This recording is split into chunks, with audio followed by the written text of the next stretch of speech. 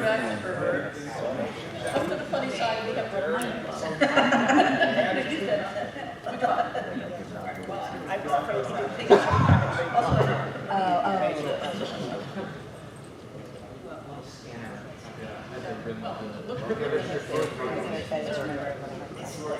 Selection. Thank you very much. There were dog person ones, but I think I could. Donation? You did. Donation?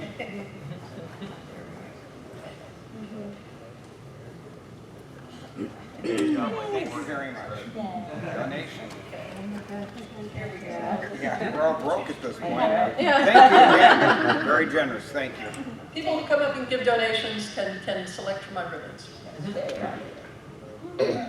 The rest of you, I just, okay. The rest of you, I just spare. No, Master Harper's favorite apprentice. I am the only Master Harper.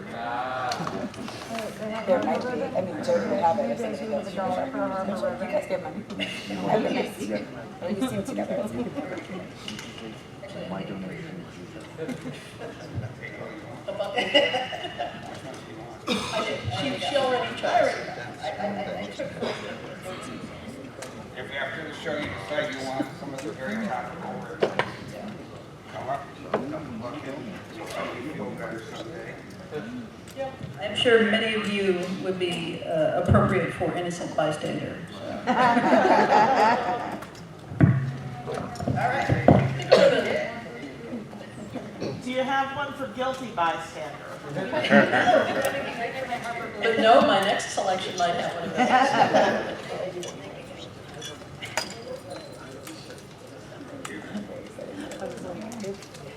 Oh, if you broke, come up.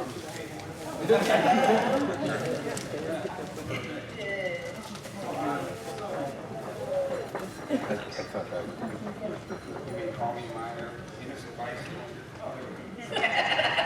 Lies. She remembers me. I have also got plate carrying vermin. Mostly I did that to children. Someone who works with children? Yes! You don't understand. I had a friend who was a preschool teacher and she came home with a new disease every week. No idea what September's like. So the first 6 months of our kids, you get sick all the time, and then your immune system is supercharged for almost anything. It took her 6 years before she was spending less than a month being sick. Oh, I work with kids that are older than that, so. No, preschoolers are like very. Once I work with 5.5 to 10 years old, so they're not. Got an allergy from a laugh and like carrying Last plate carrying. What? No, that is the last one. She does not have more at home. This one is super valuable. You do.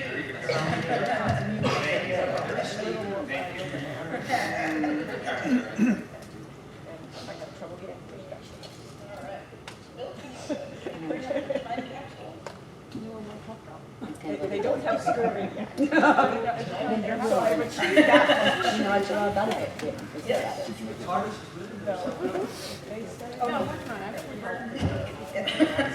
So, welcome to the Baen 40th anniversary retrospective. Oh my God, whoever would have thought we would get this far?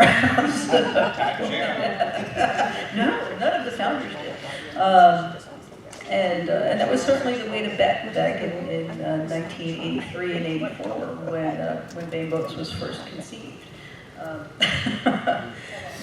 My name's Toni Weisskopf. I am the current publisher, editor-in-chief, and art director of Baen Books. So welcome. We have unearthed a time capsule that was totally done about 10 or 15 minutes ago. Very short memory. Bill, would you do the honors and unlock it? I don't actually trust the employees to have not put the anthrax powder in there.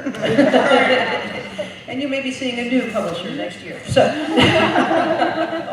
And would be one of the employees who forgot the location, so they're in there somewhere. So, all right, so a little bit of the history of Baen. How many people here were alive in 1984? All right, many of you, okay. Well, I was alive too, and I was not actually working for Baen. I didn't come to Baen until 1987, so I haven't yet. So I've been working there for a while. It was my first job out of college, and I'm just not that creative, so I just stayed. Thank you. I love him. No, it was. I landed in the right place the first time. I just got very, very lucky. Jim Baen was not a science fiction fan, but he was a science fiction reader, and he had an interesting career before he came to Baen. He was in the Army for a couple of years as a teenager, and then ended up in the Village in New York City at the time of Bob Dylan, and the folk rise there. He was he was a barker for some of the smaller and less important folk emporiums, which involved standing out on the street and saying, "Hey, come in, beautiful ladies, you will love it." Also men with guitars, but beautiful ladies, right? The first taste is free. So he learned a lot. He learned a lot doing that. I spent a couple of years pursuing a degree in philosophy, decided that he wanted to make money more, and started his publishing career in the mailroom of Ace Books. He was able to work his way up as a copywriter, mostly for romances, some of which Jim was not a hoarder. I'm a hoarder, but Jim was not a hoarder. He kept very few things, but he did keep the first book cover that he had ever written copy for that he saw published. Something called Whispering Pines, I believe it was. So, yes, Gothic romance, lovely. Tom Doherty was also working at Ace at the time, and saw his potential. But he went from a lowly editorial assistant in the romance department at Ace over to Galaxy magazine, where Ben and Bill are like, "Yes, this is when we first noticed Jim Baen." He was the managing editor at Galaxy after Judy Lynn Del Rey, who was one of the greatest science fiction editors of all time. She was the one who brought science fiction into the mainstream. Died too soon, but he followed in her footsteps, became editor of Galaxy at a time when it looked like it was going under. The previous editor was horrible, didn't pay the authors, chose bad stories, rejected good stories, and Jim brought it back. At that point, he was able to go back to Ace as a science fiction editor. And he and Tom Doherty worked at Ace together, and when Tom split off to start his own publishing company, he took Jim with him. Jim bought the first 163 books at Tor, and then Simon & Schuster came calling. There is a long and involved story that we may or may not get into about how Baen came to be, but long story short, rather than become an imprint at Simon & Schuster that Jim would lead, Jim said, "I would rather own my own company. Let's set me up as an independent publisher, and you guys can distribute what it is that we do." And they said, "Yes." And Jim was like, "Wow, I didn't actually think you would say yes, but okay, let's totally do this." He was in shock. He was, but it worked. For his part, Tom was generous enough to let Jim out of his contract to establish a. No, he didn't. No, Tom did not invest $1 in Baen, but he did release Jim from his contract, and that was a generous thing to do, and he has been recompensed greatly since then. There was a money guy, Richard Gallen, who had started many publishing companies and was helpful in starting Baen as well, and was in creating the relationship between Baen and Simon & Schuster. In the first year, we published Tim's On. 40 years later, we are still publishing Tim's On. in the first year, we had a David Mattingly cover. 40 years later, we still have David Mattingly covers. We are a believer in continuity, but we're also a believer in keeping the good stuff alive. So, Ben, what was your first Baen book that you read?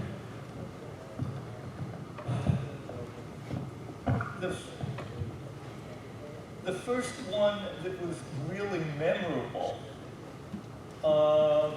was Mike Flynn's In the Country of the Blind.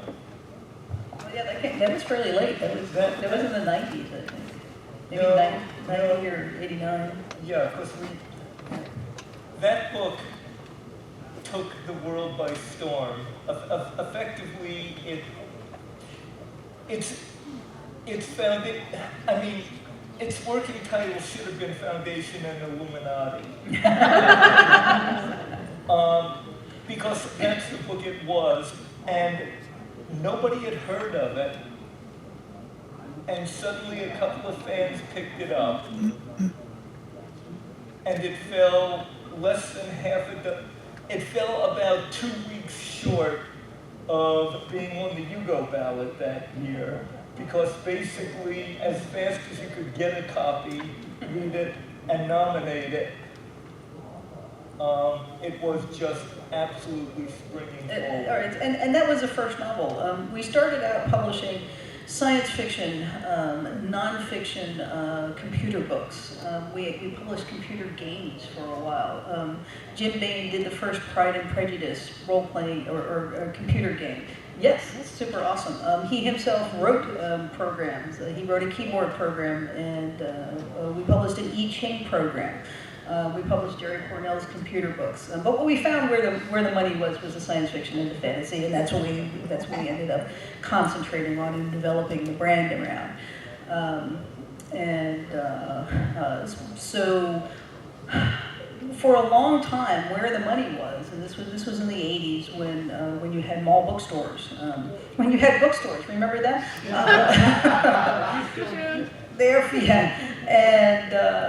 So mass market was where the money was. And again, we go back to Judy Lynn Del Rey establishing the mass market for science fiction. So this was an original paperback, right? And most of our books were original paperbacks at the time. The Magazine Wars that we did with Larry Niven, the series set in known space, those were all original paperbacks. David Weber's first books, original paperbacks. It was only as we started getting into the 90s that we started doing hardcovers, and that was after pocket books had been acquired by Simon & Schuster. That's very much inside publishing baseball. But Bill, what was the first Baen book that you remember reading? Probably one of David's. One of David. All right. So this is we are the house of Davids. Okay. So many Davids here. You must specify. All right. I believe when he started putting slammers out. Dave Drake, yeah. Dave Drake, Slammers were some of the first, and I actually got involved with Jim and working with him because of David. Yeah. Because I worked with Mayfair Games, and I was their sales manager, along with founder and designer, and there weren't many of us. My job was liaison with Ace, so Ace had me putting together projects and stuff, and I did one called The Fleet, but they said you're not big enough a name to be the editor on a major series featuring Paul Anderson, Gordon Dixon, and all these people. These are Ace books. This is Ace. And so they said you can work with David Drake, and while I was working with David, says, David, Bill, we ought to be working with Jim too. And that's how I ended up coming up over to the office on 25th Street there. 28. It was 28. 28. Yeah. They were between 28th and 29th on Fifth Avenue in an office about the size of that bay. I'm not kidding. It's actually probably larger than what the offices were. With the investor down the hall at the end. Yes. Watching what everybody was doing. We did not have a copy machine. the Gallon had a copy machine. And it was the copy machine for us. It was for the other publishing company that he had founded that was in the front office. We were in the back office, but we got the windows. But we had to go through their office just to get to our office. It was small, and it was like that for the first, I don't know, 7 years, I guess, before we moved up to before we moved up to Riverdale. Our first book storage, we did not have room for it, and it was in Carol Russo's closet. Carol Russo has been our cover designer for 40 years. Did covers at Ace, did covers at Tor, and then still did for a very, very long time, worked for many, many companies in New York. When you think of what a science fiction cover looks like, it is because Carol Russo designed that. She designed these. And she did it by hand at that point. She has since moved over to computer designing.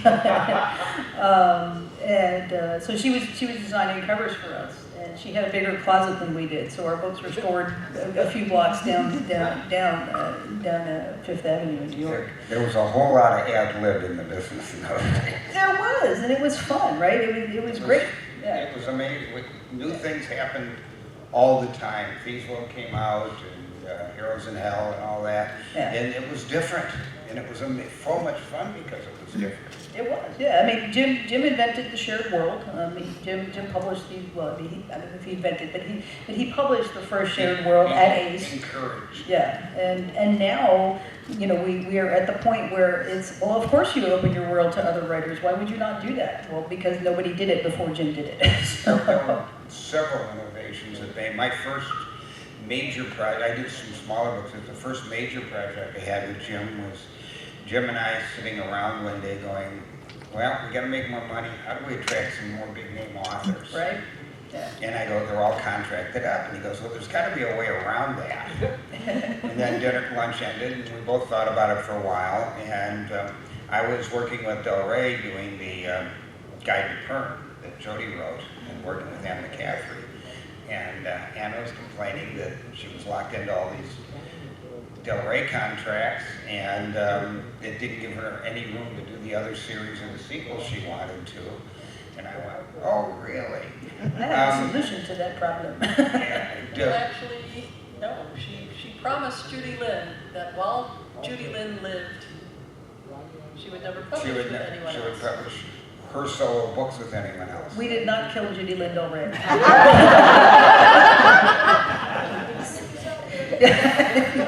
But what wasn't excluded or given in that was her collaborations. And we went, so if you had collaborations in your already established New York Times best-selling worlds, Perm was out because that was a promise to Judy, like the Ship Who books, we could do it. So then Jim said, well, let's sit down and see if we can get some promising young authors that we can help promote through Jim. So we just got a few new people, one Jody, and this other one from Texas. Elizabeth Boone. And then finally this up-and-coming gal doing some strange fantasy things named Mercedes Lackey. And asked if they'd like to work with Anne McCaffrey so I could underpay them badly. And we are still using this strategy. And we are still publishing Ship Who books. We've just signed a contract for new books from Jody Lynn and Misty Lackey writing with Veronica Giguere in the Ship Who series. So, yeah, very After exciting. a 20-year lapse, we have sequels. You can't rush these things. We come back more often than Doctor Who. Never mind, not going to. All right. So Jody, what was your first Baen? Do you remember what that was? That I read? Yeah. I'm thinking it was one of an Elsbrag de Camp book. Oh, yeah. So that was me. Less Darkness Fall. We did reprint Less Darkness Fall, but the first de Camp book that we brought was the Complete Enchanter. Yes. Yes. Yes. I love those. I love Yes, and I was the one who pointed out to Jim, it's like, you know, everybody loves this series, but they've never actually been all put together in one volume, so we can do the Complete Enchanter, and so we did, and it did very nicely, thank you very much, and that was when Sprague was still alive, so. Yes. So we, we got to get him money. Which meant that we also got to have him at some of the Baen dinners. Yes.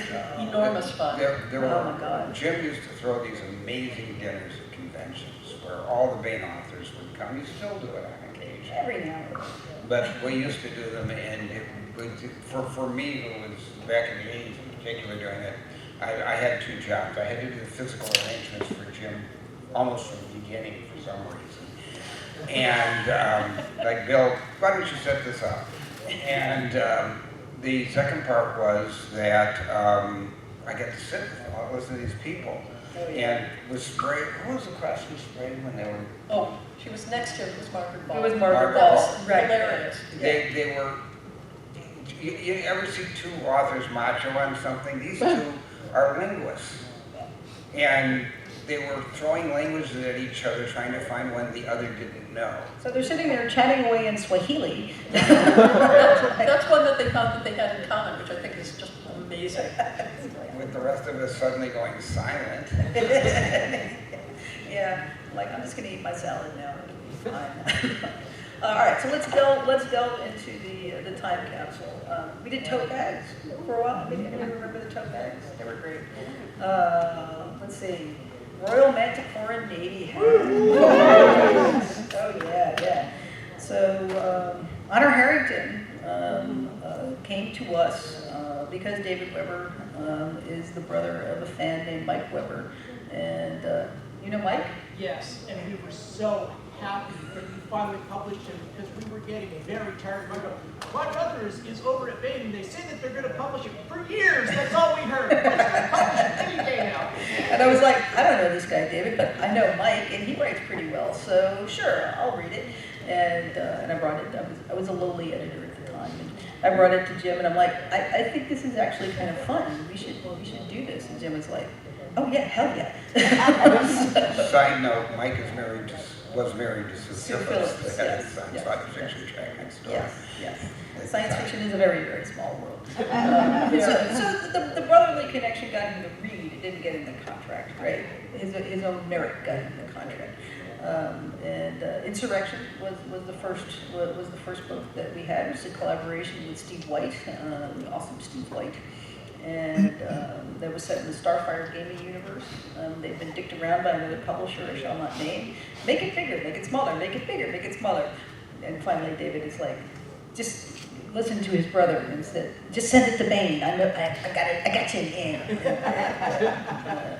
And so, yeah, so now we have millions of books, New York Times bestsellers, and the Royal Manticore Navy, which is a fan group that is awesome. For the Honor Harrington. All right, let's see what else we have here. Very old promo material where we could not afford 4-color printing. So we have we have the gaudiest 2-color combination you can imagine. This is Fuchsia. What we were printing in these days, this is literally just after the hot wax layout for books. Or hot lead, depending on how you did it. What You year had is to it? run it through for each color. So they Yes. charged by the color. Yes. So Yep. this is a 2-color, which costs only 60% of a 4-color. No, this is true. All right, so this was November 1993. It was a sharp end. It was, I think, book 5 in the Hammer Slammer series. So Jim had published the Hammer Slammer stories, first at Galaxy, then at Ace, and then Ace stupidly let it go out of print, and we snapped it up. You will see that as a theme for Jim. Eventually, we published everything, I think, that Dave ever wrote. And for a while, Tor and I were tossing the books back and forth. Tor would let it go out of print. We'd do an edition. We'd let it go out of print. Tor would bring it back. And that worked very well for Dave. He enjoyed the money from that. But military science fiction was important to Jim. And especially in the post-Vietnam era, there was a lot of negativity towards soldiers and towards veterans. And the kind of science fiction that he published changed the culture. And it was an important thing to do. So, well done, Jim, or Jim, as may be. All right, let's see. All right. Another thing that was important to Jim Baen, we had cheesy trucker hats with logos that say "Alone in the fight against encryption."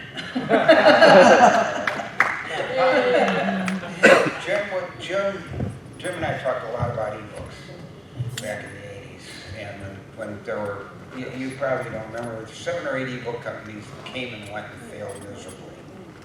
And Jim always went, that's because they were encrypted to death, and it took you 10 minutes to get into the chapter. And if your computer burped, you lost the book. And he said, they'll sell books. Ebooks will sell books. And at the time he was bringing them out, I could sell hardcovers by releasing the ebook. And he kept the stats, and he was the first one really to do it. And him and Tom Doherty discussed it a lot. And he found that if he released the ebook as a preview, he sold more hardcovers. And it actually worked. And he became very adamant on making ebooks available to people, making them unencrypted, and trusting fandom in his readership. And it paid off. And really, Toni, you can go on to that. Well, I mean, the mantra was don't treat your customers like thieves and they won't act like them, right? He knew and saw, partly from the Baen's Bar forum on Bix. Anybody remember Bix? Anybody old enough other than Ben? Sorry. Yeah, we got one. Yeah. So the Byte Information Exchange. Byte was a computer magazine. Jerry Portell had a column there, very popular.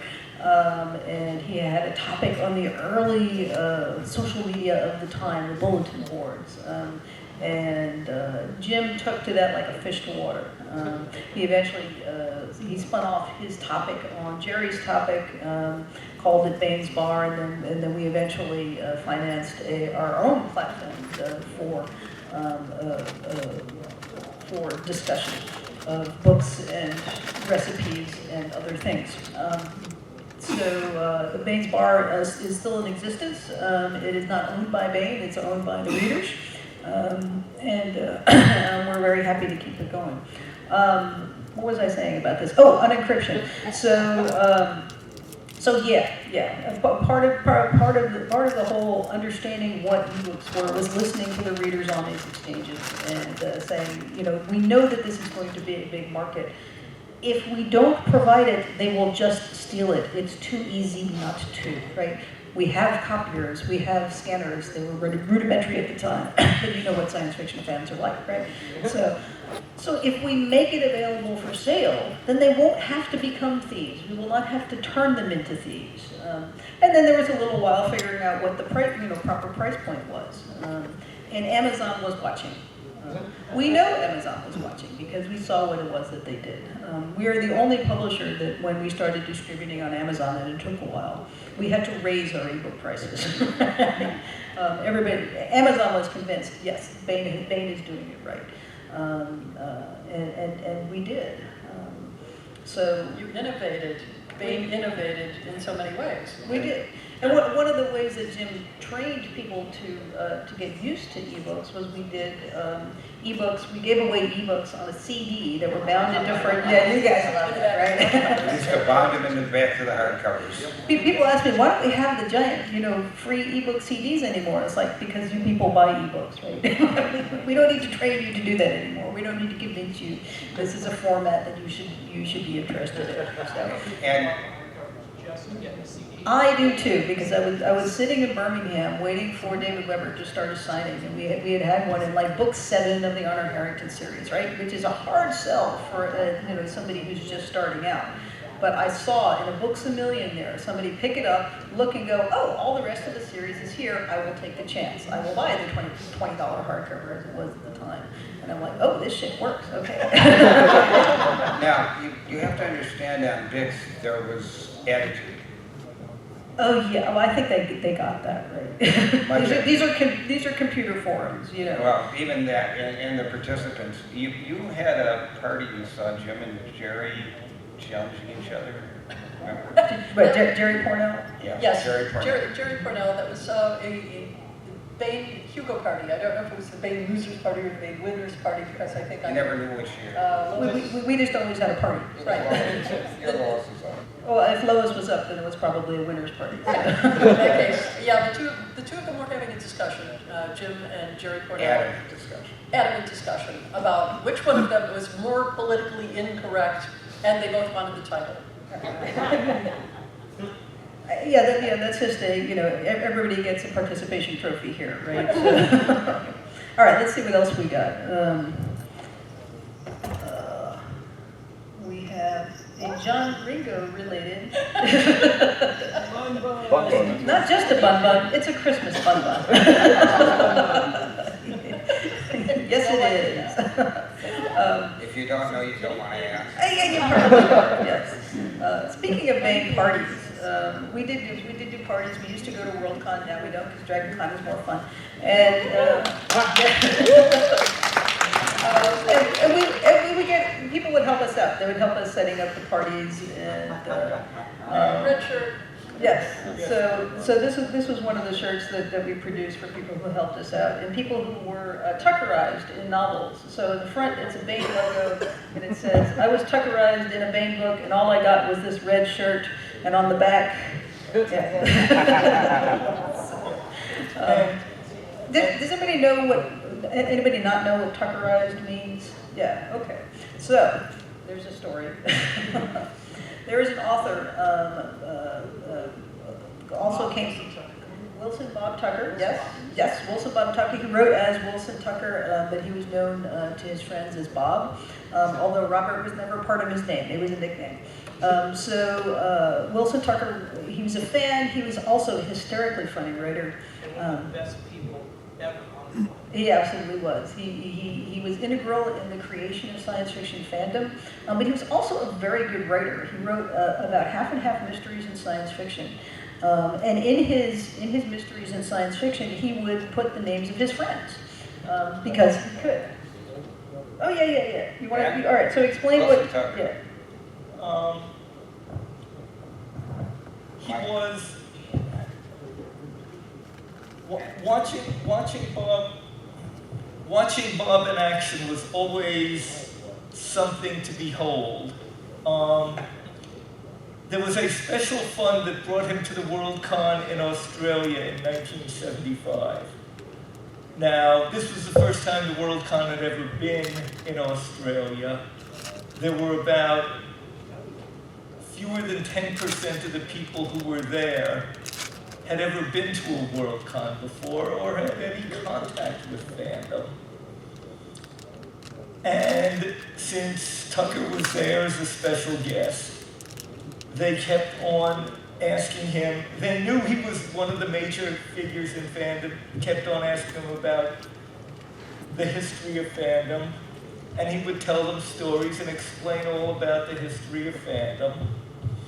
You know, that this had been invented 40 years ago, that he was making it all up on the spot. And you would call him a bullshit artist now. We would get these bouncy young Australian fans coming up and saying, "I just heard about this long-standing fans tradition," and we would all say, "Ah, you've been talking to Tucker again, haven't you?" He would sign books as Jules Verne, too. All right, so the Tuckerization is when you put your friends into books, right? Tucker didn't always actually use the descriptions of his friends, he would just use their names. And it took off, right? It became something that was a long part of science fiction tradition. And to the point where you will get charity auctions for the opportunity to be Tuckerized in somebody's books, Jody's books, for instance. And then a second auction for the right to kill or not kill that person. That's right. That's a Weber Tuckerization. Yeah, I mean, with a Ringo Tuckerization, you know you're just going to die. So, you didn't die? Oh, good for you. You haven't died yet. All right, Vixen Slayer. Oh, that's an old one. That was Misty Lackey brought Rosemary Edgehill into the Baen family, and we published a novel by her. Speaking of being Tuckerized, Fallen Angels, which came from Baen, Niven Cornell and Mike Flynn. Niven and Tornell decided that I needed to be Tuckerized there. But Mike was writing the scene. At which point they told Mike, Ben goes to Fanaclass meetings, which are a club in New York, and suddenly this author who very early in his career, almost nobody had ever heard of, shows up at a Fanaclass meeting, taking notes, so the description of Benjamin Orange in... Get it? Not yellow, orange. Yeah. It's Sunday, you need to explain this stuff. In the book would be correct. So everybody was saying, who is this guy, Mike Flynn? And fortunately, you know, we could say, yeah, he's written these, here, read this. And hand them in The Country of the Blind. And Fallen Angels remains one of my favorite books. It is a great hard science fiction book. I learned about outgassing in Fallen Angels, and this is a problem with spacecraft, right? They're not all, there's a little bit of permeability to everything. Even steel outgases. Everything. It's a marvelous book, and basically most of Weisskopf and New York fandom ended up being Tuckerized in that book. Yes. Larry and Jerry were dealing with the Weisskopf end, and Mike Flynn was dealing with the East Coast end. There was an era of the great Tuckerizations. Flying Sorcerer. Right during that period did one where he killed off Harlan, rolling him in a rubber blanket and suffocating them, and the hero was the great scientist Color of Purple Gray. It's a shade of purple gray.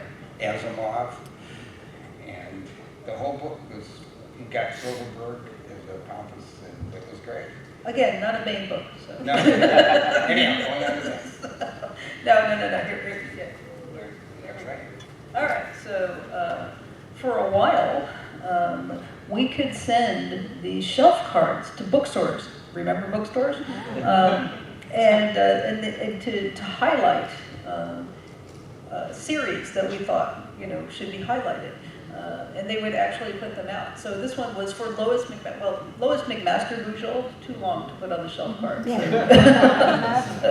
even though Lois is very proud of the McMaster part of her heritage, she became Lois Bookshelf for the shelf card. Again, note the lovely colors. Okay?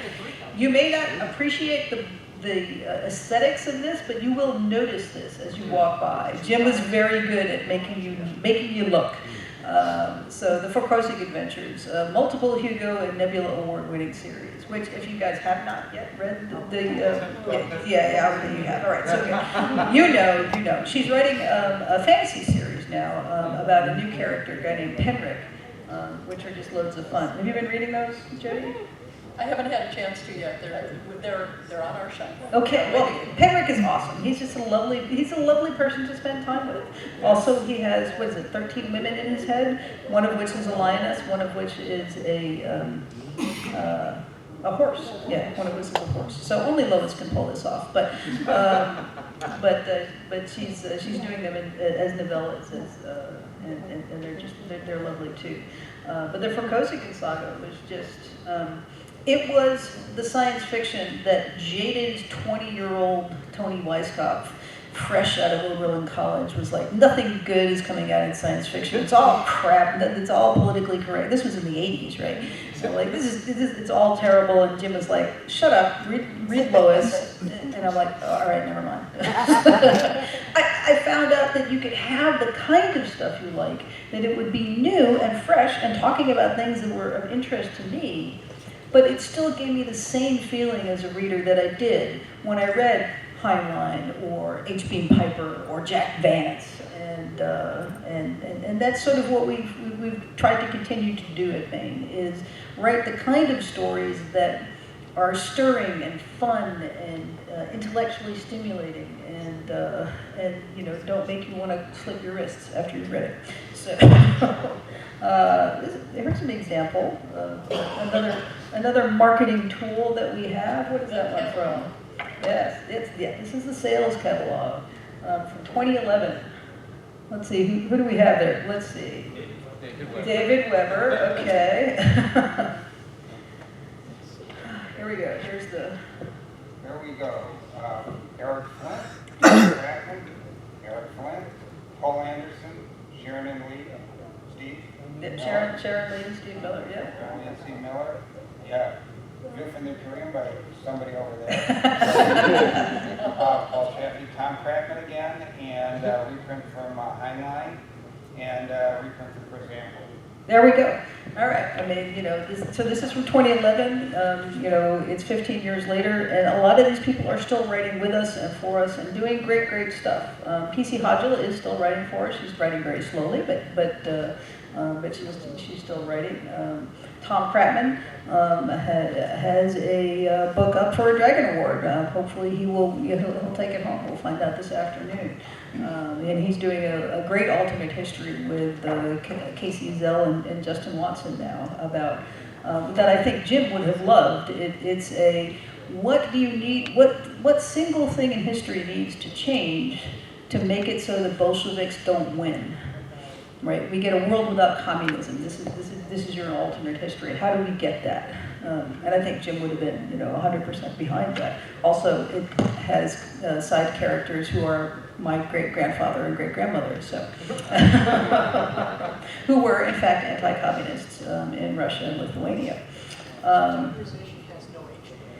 I don't know if that's Tuckerization because they were actual historical characters, right? So they're playing themselves. They did have giant red shirt targets on them, however, which is why we're here, why I'm here, and not in Russia dead. So, we're talking about the art on this, and you're looking at the pictures and how distinctive Baen covers have become.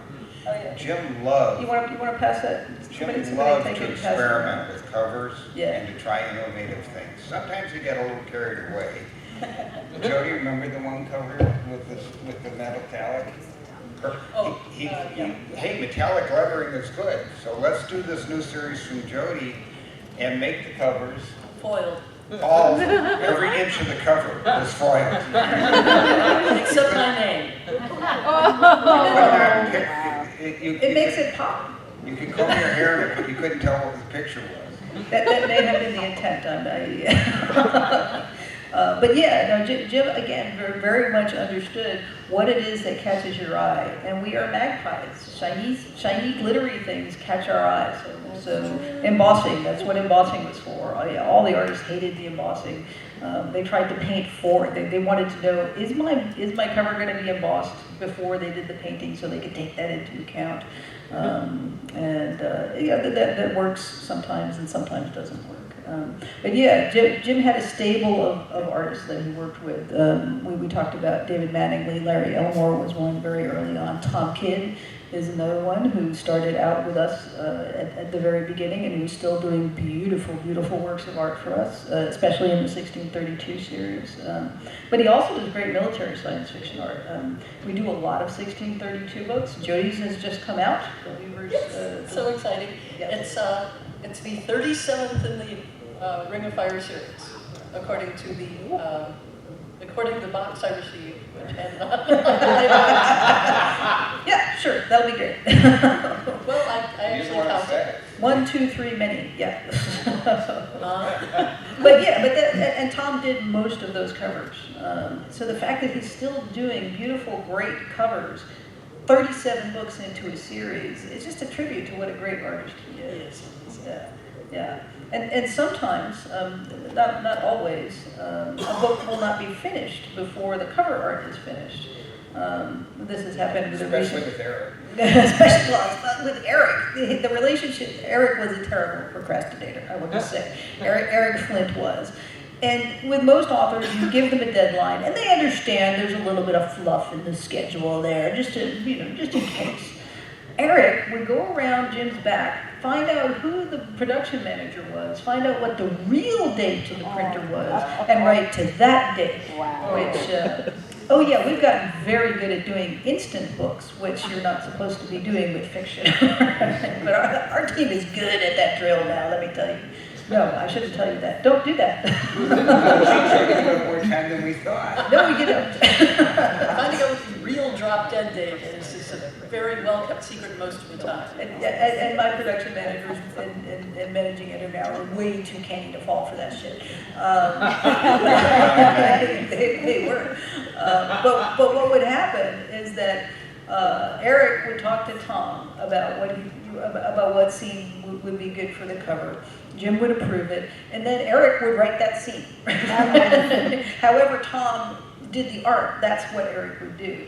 And it got to the point where they were doing the Grantville Gazette anthologies, where Tom would just do the painting, and then Eric would write the story to the painting. Yes. Oh, you laugh. You laugh. So much fun. Not to say that it doesn't still happen. When I received the Tom Kidd art, 2 characters are in the scene on the book that were not actually in the scene, so of course I had to get them there. And it's that kind of, this is what I mean when I'm talking about having fun, right? It's that interaction between the artist and the author. And the publisher looking at you and saying, oh, you're partway done good, I just put it on the schedule. And so the art's being done while the book is being finished, when you get a reliable enough author. When you get a reliable enough author, right? You can't do that with everybody. But you could with Dave Drake, you can with Jody. And there are authors that we will not do that with anymore. And we will wait to get finished book in hand. But there are some people who are like, we know they might be late, but they're going to get in there, come hell or high water. And those are the people we like to work with. Let's see. I think we've got a little bit of time. Do we have any questions from the audience about? Yeah, or the panel? I think one thing that you need to mention as probably the greatest marketing thing was the Baen Free Library. Speaking of Eric, right? Getting back to the origins of Jim Baen, right? We talked about the first taste is free that he learned on getting people off of the sidewalk and into the folk clubs. There were other things being dealt on the streets of New York at that time as well. Not our problems. But as the rise, so we knew that lost leaders worked, right? For a while we did, before ebooks came up, we would do $1.99 editions or $3.99 editions of books that were the beginnings of series. We did some for Weber, we did some for other books to try to encourage readers to take that leap. And they worked, right? They worked. Bookstores were not so excited about it because they made lower profit margin on it. So when ebooks came about, the free books became much easier to do, right? Because there was no bookstore. We were the retailer of the ebook. So if anybody was going to lose anything, it was going to be us, right? So we ran the experiment, and Eric Flint did a detailed analysis. He was the one. I think he was one of the first to volunteer. Like, try with my books, right? Let's see. Does it affect my sales? And the answer was yes. It did affect his sales in a positive way. Very positive. If you want the detailed analysis of it, because Eric being Eric, it's called Prime Palaver. It's on the Baen website, and it goes through step by step with the numbers. This is why this works. And again, you will see now in indie publishing or with the. My book just went out for 99 cents for 3 weeks. There we go, 99 cents for 3 weeks, right? That lost leader approach. And so we have the Baen Free Library, which has about, I think, 40 books in it. Many of them are the first or second books in long-running series. That's intentional. And one of the other nice things about it is that if you don't like that first book, that's fine. You spent no money on it. You can go on maybe to, if you don't like the David Weber, maybe you'll try the Misty Lackey book there. And that will be the thing that that really turns you on. And then you buy, Misty Lackey's 20-book series, and that's fine too. Right? We don't care which one you fall for, but we're pretty sure that you're going to fall for at least one or two people in that free library. Yeah, thank you. In the 50s and 60s, science fiction was always a bellwether. It was the see what happened with the lamb in the front, a bellwether kind of thing. And Del Rey, primarily, in the 50s and 60s to a degree, were the innovator of putting new things. Anne McCaffrey's White Dragon, making it a New York Times. Well, in the 50s, it was Fred Pohl and Ian Ballantyne, right? In the 50s, and then Del Rey's. And then into the 80s, Baen Books, and since then, has been someone other companies watch. I have talked with people at other companies saying, yeah, we're watching how Baen's handling this to see, because they have, they're nimble, they're independent, and they can think out of the box a little, and sometimes suffer the consequences. But nonetheless, this is a compliment from a non-employee.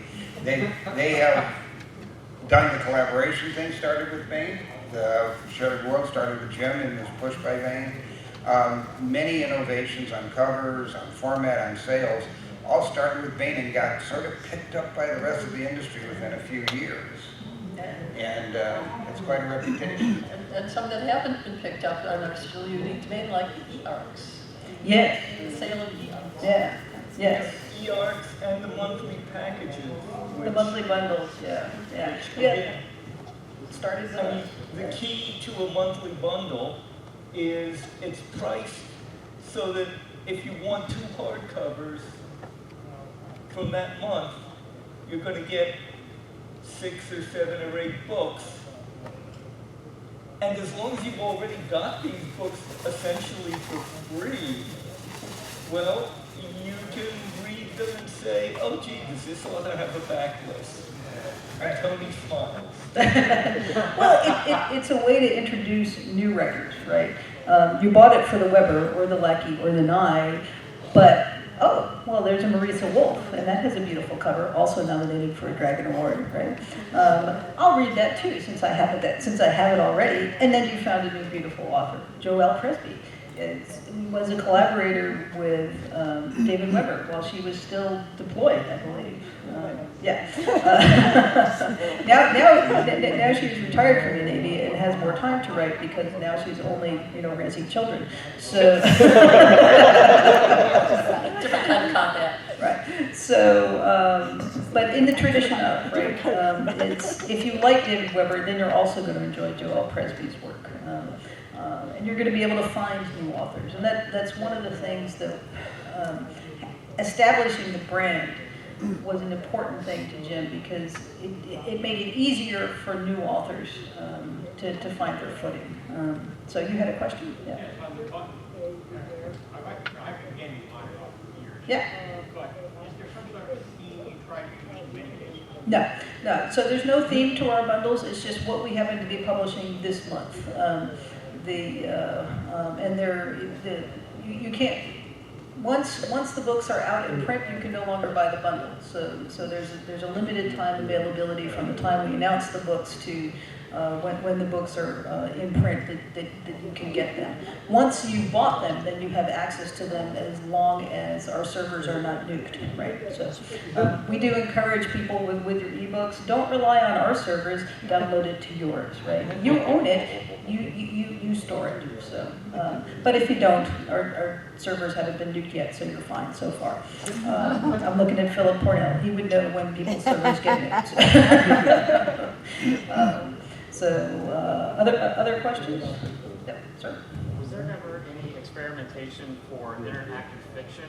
So you got the long all right. So was there computer program, computer games like the Infocom? Yeah. All right. So the answer is yes. There was. Was there any experimentation with interactive fiction, hyperfiction, hypertext? And so yes, we did do an experiment with that. Mark Stigler was the author for that. He's an amazing technologist and futurist. Wrote one of my favorite science fiction stories ever, The Gentle Seduction, which is about the glories of the future. And if you haven't read it yet, you should. And he was all about that. And it was, oh man, it was like it was still the 90s, right? It was before ebooks had taken off, really. We started publishing our ebooks in '99, and this was before then. We were still in Fifth Avenue in New York, right? Anyway, but so yes, we did try it. No, it didn't work. That's not how people's brains work. Not when they're reading fiction. Yeah. For other companies, Ace, I did book packager. I did over 40 chosen path adventures. Right. And they sold like hotcakes until Activision came out with the handheld, and the market literally died within a week. We never sold another book, as far as I can tell. Well, there is nostalgia for those things now. I've seen some booktubers talking about the chase. Have you not seen that yet? Yeah, you've seen it. So, but again, not Baen books. Not Baen books. So you and then Swordman. There's a pretty big subgenre of the visual novel, which is a lot of times what that is, where they just take a book and then they put visuals, normally more heavy on the audio track, and they have routing. Japan they definitely started out with the erotic side of the genre,